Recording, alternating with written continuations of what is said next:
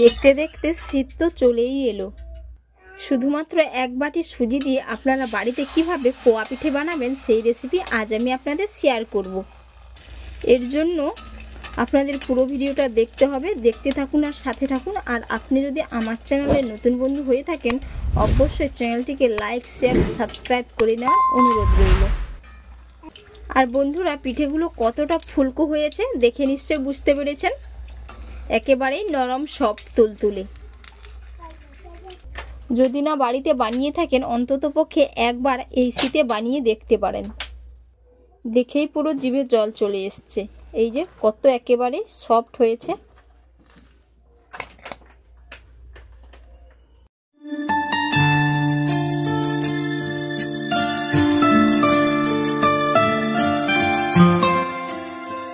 এখানে আমি এক বাটি সুজি নিয়েছি, তো এই বাটির মাপ করে এক বাটি চিনি নিয়ে নেব।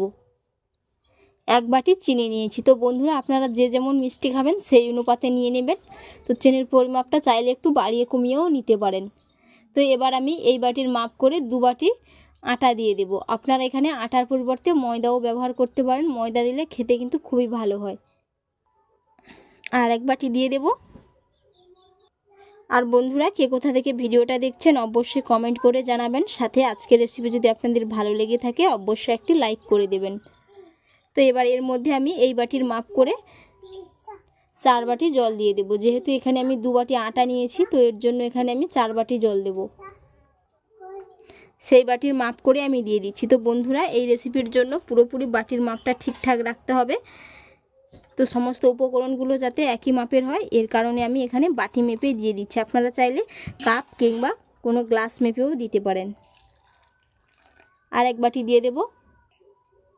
তো বন্ধুরা, এখানে আপনারা চাইলে একটু কুসুম গরম জল দিতে পারেন। এবার আমি একটি হ্যান্ড উইস্ক নিয়েছি, তো হ্যান্ড উইস্ক দিয়ে ভালো করে মিশিয়ে নেব।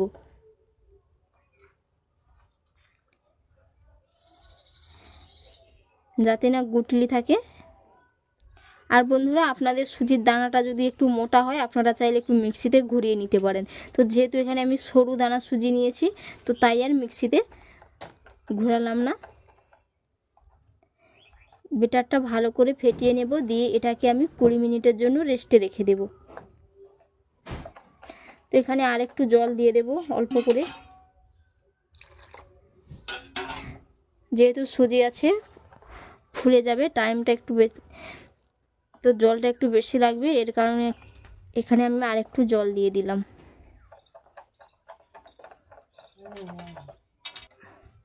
খুব ভালো করে মিশিয়ে নিয়েছি।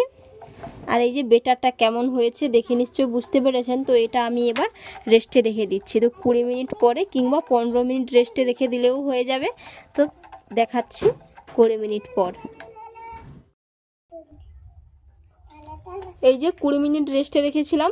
এবার আমি এর মধ্যে পরিমাণ মতো লবণ দিয়ে দিচ্ছি আর কয়েকটা গোটা পানমৌরি দিয়ে দেব। কয়েকটা মৌরি দিয়ে দিচ্ছি। এবার আমি সমস্ত উপকরণগুলো ভালো করে একসাথে মিশিয়ে নেব। আর বন্ধুরা, বেটারের ঘনত্ব কেমন হয়েছে সেটাও আপনাদের দেখিয়ে দেব। দেখে নিশ্চয় বুঝতে পেরেছেন বেটারের ঘনত্ব কেমন হয়েছে। এই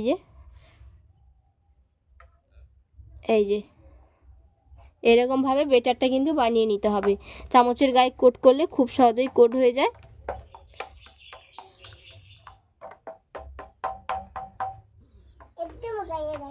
এই যে, তো এবার আমি কড়াইতে তেল দিয়ে তেলটা খুব গরম করে নেব, দিয়ে এগুলো ভেজে নেব।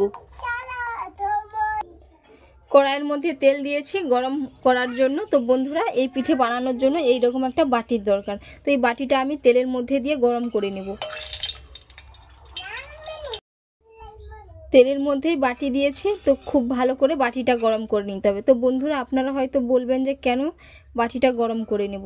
তো এর মধ্যে যখন আমি পিঠেগুলো বানাবো এই বাটির মধ্যে বেটারটা দিয়ে, তো তখনই কিন্তু তেলে দেওয়ার সাথে সাথে আর বাটি থেকে উঠতে চাইবে না, লেগে থাকবে। এর কারণে বাটিটা খুব ভালো করে গরম করে নিতে হবে। তেল থেকে বাটি তুলে নিচ্ছি। এবার আমি এর মধ্যে বেটার দিয়ে দেব। তো বন্ধুরা, যখনই কিন্তু বেটারটা দেব একটু চামচ দিয়ে নাড়িয়ে নিতে হবে। 1 হাতা করে বেটার দিয়ে দিচ্ছি। আর বন্ধুরা, তেলটা একটু বেশি লাগে, পুরো এটা ডুবো তেলে ভাজতে হয়।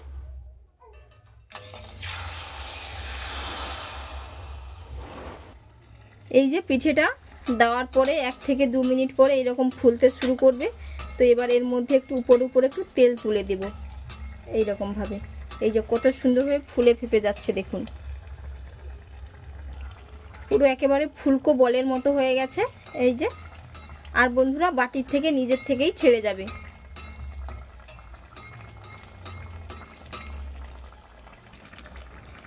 এই যে বাটির থেকে নিজের থেকে উঠে গেছে। এরকম করে আমি একটু উল্টে নেব। কত সুন্দর হয়ে ফুলে গেছে দেখুন, পুরো একেবারেই বোমের মতো হয়ে ফুলে গেছে।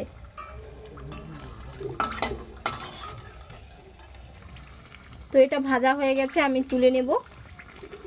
দেখে নিশ্চয় বুঝতে পেরেছেন যে কতটা সুন্দর হয়েছে পিঠেটা।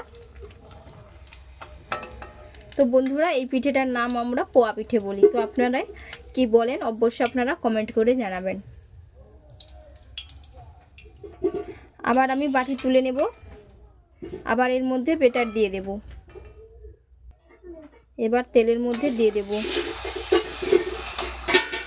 এইভাবে একটু উপরে তেল তুলে দিয়ে দেব। এই যে এইরকম ভাবে। এই যে কত সুন্দর হয়ে ফুলতে শুরু করেছে। তো বন্ধুরা এইরকম প্রসেসে যদি আপনারা বানান, বেশি কিচ্ছু লাগবে না।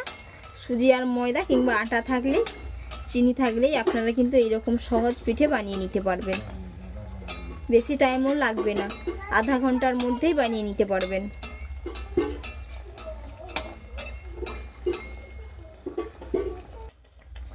এই যে বাটির থেকে নিজের থেকে উঠে গেছে। এই যে উল্টো পিঠো ঠিক একই রকম ভাবে ফুলে গেছে। এই যে, তো এবার আমি এটা তুলে নেব। বন্ধুরা এইরকম কালার করে ভেজে নিতে হবে।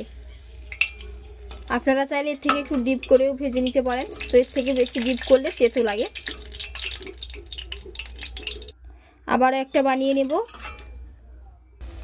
এক করে সমস্তগুলো বানিয়ে নেব এইরকম ভাবে।